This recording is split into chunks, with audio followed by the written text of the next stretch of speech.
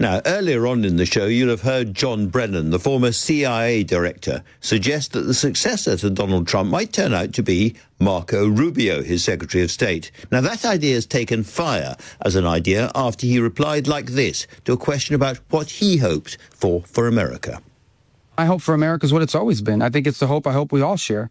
We want it to continue to be the place where anyone from anywhere can achieve anything, where you're not limited by the circumstances of your birth, by the color of your skin, by your ethnicity, but frankly, it's a place where you are able to overcome challenges and achieve your full potential. I think that should be the goal of every country in the world, frankly, but I think in the U.S., we're not perfect. Our history is not one of perfection, but it's still better than anybody else's history. Quite moving and very different from Donald Trump, I thought. But, of course, he'll be up against J.D. Vance, at least, and maybe a Trump Jr. Are we in the beginnings of a fight for the succession? Let's talk to LBC's correspondent, Simon Marks. Simon, how much of an impact did that clip from Rubio make in the States? Because it's been big here. Well, no question that it made an impact, and there's no question that Marco Rubio's day subbing for Caroline Leavitt, the White House press secretary, who is off on maternity leave, gave him an opportunity, I think, to unplug a little bit and to present himself in more human terms than he often gets a chance to do as Secretary of State. However, Marco Rubio will be well aware that he's got a day job to do and that ties him to Donald Trump in a way that may ultimately damage whoever is trying to succeed President Trump atop the Republican Party, whether that's Marco Rubio or Vice President J.D. Vance. Certainly, Rubio, in these very nascent stages of what I don't even think you can yet call a race, is a nose ahead of J.D. Vance. But remember, there's still uncertainty in the form of Donald Trump himself, who only last week wondered aloud yet again to an audience at the White House whether perhaps he should stay in office for another 8 or 9 years. This is remarkable. I think the only other person thinking that way is possibly President Putin.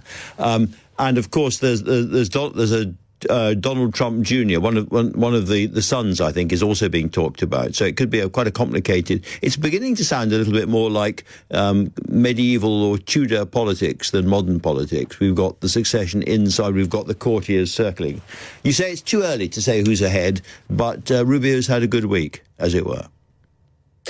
Yeah, I think no question about that. And Rubio today is trying to mend fences with Pope Leo. He spent 2.5 hours with the pontiff and other senior officials at the Vatican earlier today. Marco Rubio, of course, insists this is not about repairing relationships that became so frayed as a result of the falling out between the Pope and the Trump administration when the Pope refused to back either President Trump's invasion of Venezuela or his war on Iran. But even as Marco Rubio was packing his bags and preparing to head to the Vatican, Donald Trump was again undercutting him, publicly claiming yesterday at the White House that the Pope, because he is against America's war on Iran, therefore backs the idea of Iran getting a nuclear weapon. Because in Donald Trump's mind, if you're not supporting the war, you're supporting Iran's nuclear aspirations, which, of course, is not a reflection of the pontiff's views at all. You're with me or you're against me, which means his meeting with Lula, the Brazilian president, is not likely to be a meeting of minds, is it?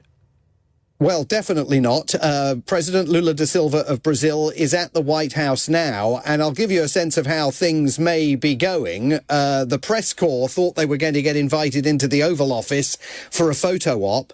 It has not happened. It did not happen. The two leaders went off and had lunch. There are suggestions there might be a photo op in the Oval Office a bit later on, but I think the Brazilians may have said to the Americans, we are not going to let you do to President Lula da Silva what Donald Trump did to Volodymyr Zelensky last year.